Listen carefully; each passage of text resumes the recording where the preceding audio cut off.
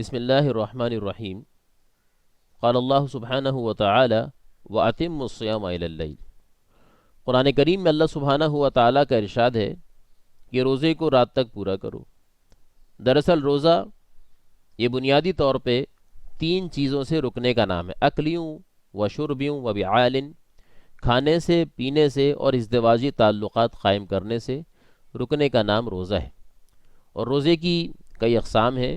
سب سے پہلے فرض روزے ہیں، اس کے بعد واجب روزے ہیں، اور اس کے بعد پھر نوافل کا ذکر آتا ہے، اور مسنون روزے بھی نوافل کے ہی زمرے میں آتے ہیں۔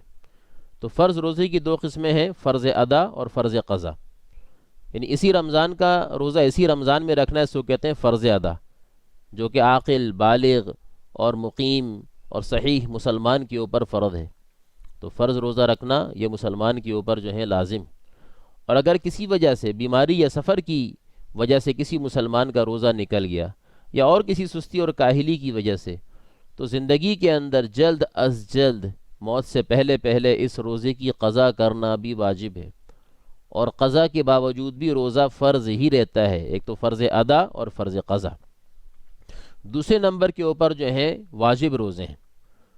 تو واجب روزوں کے اندر سب سے پہلے جو ہیں وہ منت کے اور نظر کے روزے ہیں، کہ کسی مسلمان نے منت مانی، نظر مانی۔ نظر اور منت دونوں ایک ہی چیز کے دو نام ہیں، کہ میرا فلاں کام ہو جائے تو میں روزہ رکھوں گا۔ تو اس کے اندر اس کی دو قسمیں ہیں، ایک تو مطلق اور ایک مقید۔ مطلق تو یہ کہ کسی نے ایسے ہی نیت کر لی کہ جی بس میں نے 2 روزے رکھنے ہی رکھنے ہیں اللہ کے نام پہ، تو یہ روزے دونوں کے دونوں واجب ہو گئے، اور یہ دونوں روزے رکھنے ہیں، اور جتنا جلد ہو ان کو بھی رکھ لیں۔ اور ایک ہوتا ہے مقید، یعنی کسی کام کے ساتھ شرط لگائی کہ مجھے صحت مل جائے، میرا فلاں کام ہو جائے، کسی بھی جائز کام کے لیے منت مانی، تو اب یہ واجب جو ہے مقید ہو گیا، یعنی فلاں کام کی قید لگ گئی۔ تو اگر وہ کام ہو جائے تو یہ روزہ رکھنا واجب ہے، ورنہ یہ روزے رکھنا اگر کام نہ ہو تو واجب نہیں ہے۔ اسی طریقے سے دوسری قسم واجب کی کفارہ ہے۔ بہت سے کفارے کے روزے ہوتے ہیں، مختلف قسم کے کفارات ہیں جس کے اندر جو ہے روزہ رکھا جاتا ہے۔ جیسے قسم کا کفارہ ہے، اس کے اندر روزے رکھے جاتے ہیں، اور اس کی بعض اقسام ہیں۔ تیسرے نمبر پہ روزوں کی جو اقسام ہیں وہ ہے نوافل روزے۔ تو جناب نبی کریم صلی اللہ علیہ وسلم سے کئی موقعوں کے اوپر نفل کے روزے منقول ہیں۔ سب سے پہلے تو ایام بیس کے روزے، کہ نبی کریم صلی اللہ علیہ وسلم ہر اسلامی مہینے کی 13، 14، 15 تاریخ کو نفل روزے رکھا کرتے تھے۔ لیکن یہ بات سمجھنے کی ہے کہ رمضان کے اندر تو فرض روزے ہیں، رمضان میں کوئی ایام بیس نہیں ہے۔ اور اسی طریقے سے ذی الحجہ کے مہینے کے اندر 13 تاریخ یا ایام تشریق میں آتی ہے، اس کے اندر روزہ رکھنا دراصل منع ہے۔ سال کے اندر 5 دن روزہ رکھنا حرام ناجائز ہے، عید الفطر کا پہلا دن، اور عید الاضحیٰ کا پہلا، دوسرا، تیسرا، چوتھا دن۔ تو چوتھے دن 13 ذی الحجہ بنتی ہے دراصل، اس لیے ذی الحج کے مہینے کے اندر ایام بیس میں 13 کا روزہ شامل نہیں ہے۔ اگر کسی نے رکھا بھی ہے تو حکم یہ ہے کہ اس روزے کو توڑنا واجب ہے۔ تو سب سے پہلے تو ایام بیس کے روزے یہ سنت ہے۔ دوسرے نمبر پہ نوافل روزوں میں نبی کریم صلی اللہ علیہ وسلم ہر پیر اور جمعرات کے دن روزہ رکھا کرتے تھے۔ اسی کے ساتھ نبی کریم صلی اللہ علیہ وسلم سے ذی الحجہ کے مہینے میں 1 سے لے کے 9 تاریخ تک روزوں کا رکھنا یہ بھی نفل ہے، اور یہ مسنون ہے۔